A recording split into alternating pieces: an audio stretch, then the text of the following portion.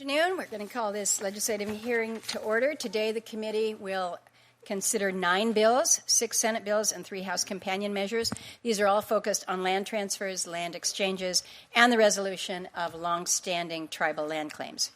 S-630, the Quapaw Tribal Settlement Act, sponsored by our former colleague Mark Wayne Mullin, would implement a $137.5 million U.S. Court of Claims recommended settlement between the United States and the Quapaw Nation. Next, we have S-1514, the Quinault Indian Nation Land Transfer Act. This is sponsored by Senator Cantwell, and its House companion, H.R. 2389. It would take approximately 72 acres of old-growth forest in the Olympic National Forest into trust for the benefit of the Quinault Indian Nation. Next on the agenda is S-2796, which is sponsored by Senator Padilla.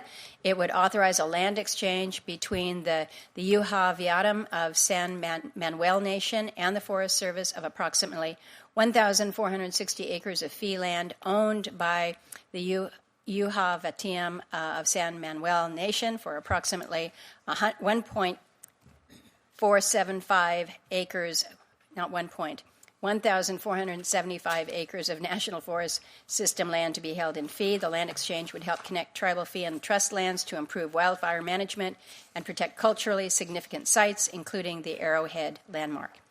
Next, we have S-2871. This is the Pitt River Land Transfer Act, also sponsored by Senator Padilla, and its House companion, H.R. 2400.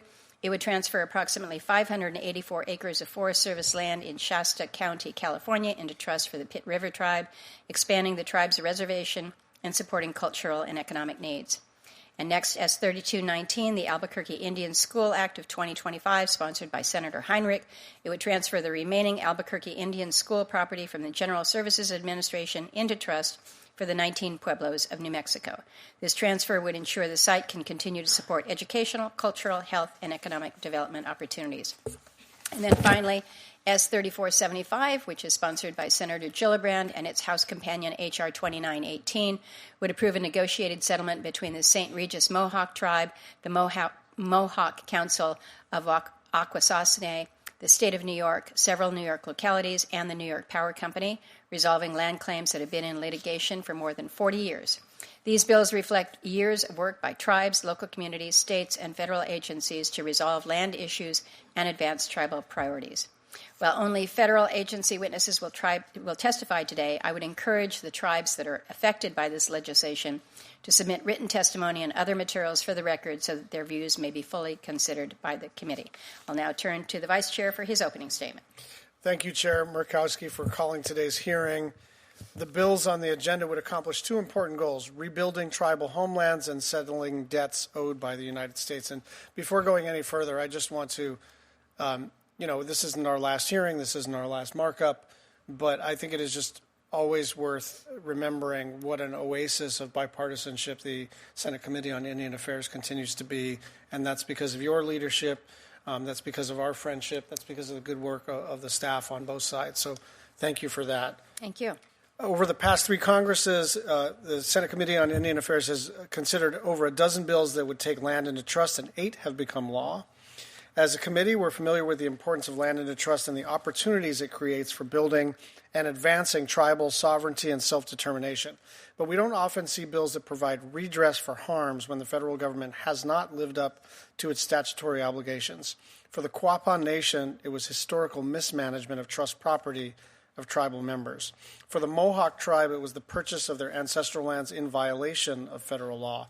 Authorizing and ratifying settlements between sovereigns is just one of the ways this committee ensures the federal government lives up to its duties as a trustee.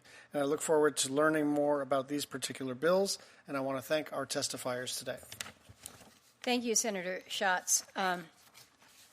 We will now turn to our witnesses. We have today Mr. Bryan Mercier. He is the director at the Bureau of Indian Affairs, the Department of Interior here in Washington, D.C., and we also have Mr. John Crockett. He is the Deputy Chief of the Forest Service, Department of Agriculture, also here in Washington, D.C. I will remind both of you that we do have your full written testimony. It will be made part of the official record, so we'd ask you to summarize within the 5 minutes. I do anticipate that there will be members that are coming, but I will also remind that we have a vote that begins at 2:15. So I'd like to get witnesses' testimony in before maybe we might have to take a break. I know, Senator Schatz, you have another committee hearing. So we're double tasking, triple tasking maybe, but we welcome you to the committee so that we can, as a committee, move forward in processing these important bills. So, Mr. Mercier, if you would like to lead off.